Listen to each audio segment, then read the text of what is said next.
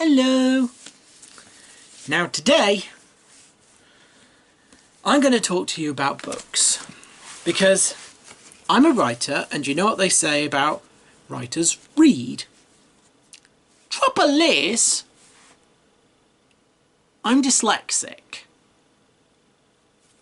So reading in the classic sense doesn't really work terribly well for me. But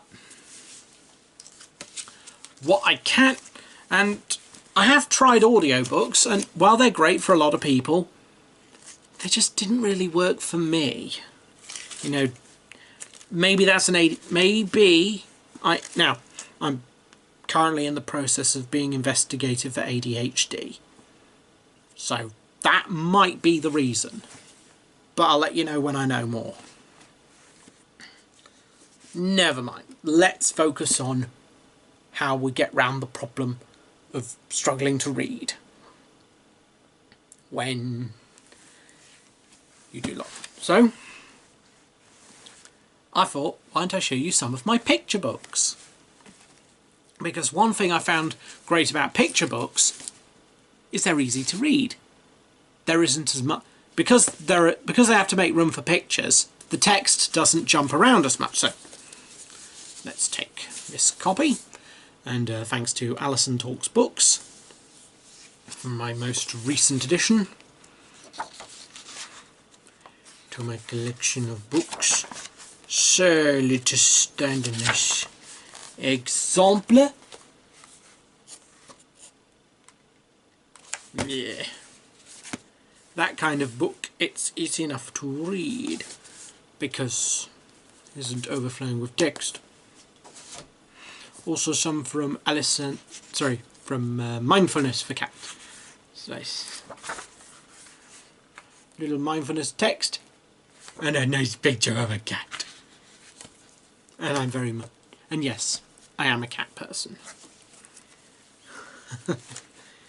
And well, what are some of the other ones? Well,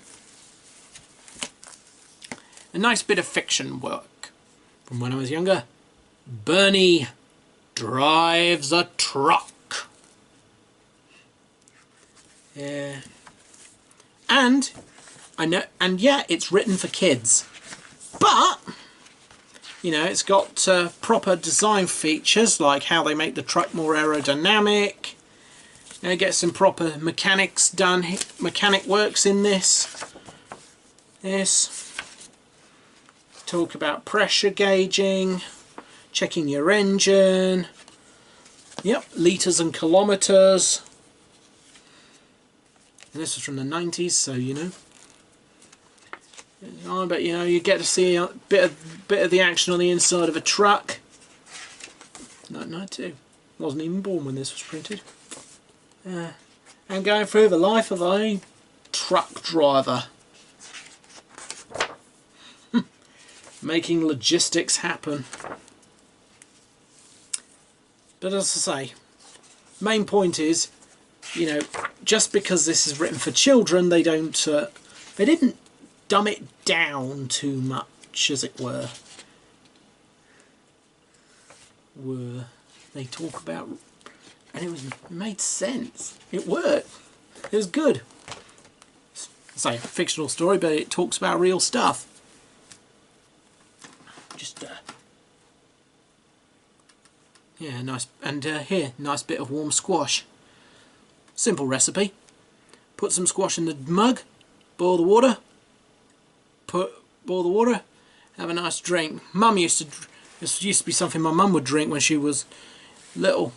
Mum told me. Not this particular one, obviously, but Mum told me about that. So anyway, sláinte.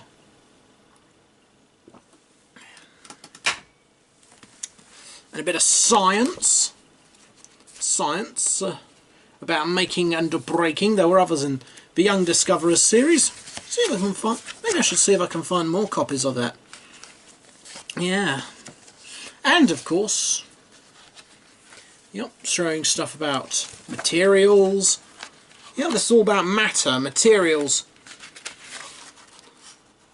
The experiments that you could do and those that you'd need an adult to use, and of course a bit about recycling, and of course some recycling stuff, teaching you about recycling, that kind of thing. Getting back to some more modern stuff, yeah. The book. Yeah, got this one on as well. There's some talking about tools, life.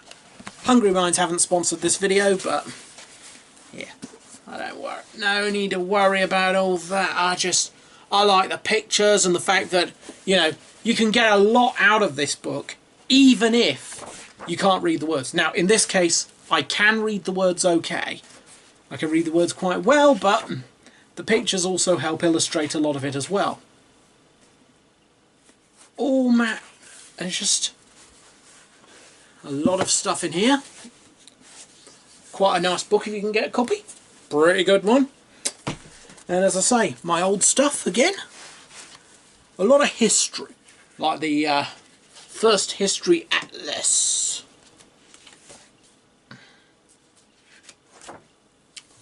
Talking about some of the history, as you can probably tell. Another one here, exploring the past, with bits of text surrounded by pictures, sometimes a diagram, like here. Oh, yeah, funnily I opened this one, because obviously what with us heading towards Easter here in yeah, oh, you guys know I'm Catholic, so anyway, this is you know, given that Lent's on now, and this model they showed, as well as drawings. Sure, it doesn't contain everything, but you know, there's plenty of other stuff in here showing you history, and well, as we saw from this particular part about Medina, as you can see, history meaning stuff today. But in its an easier form of text. Another ancient world-specific history book. The How Would You Survive series.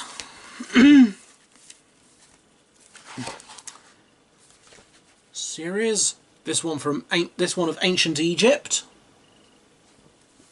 And more recently adding Vikings, Aztecs and Middle Ages, as it was known back then.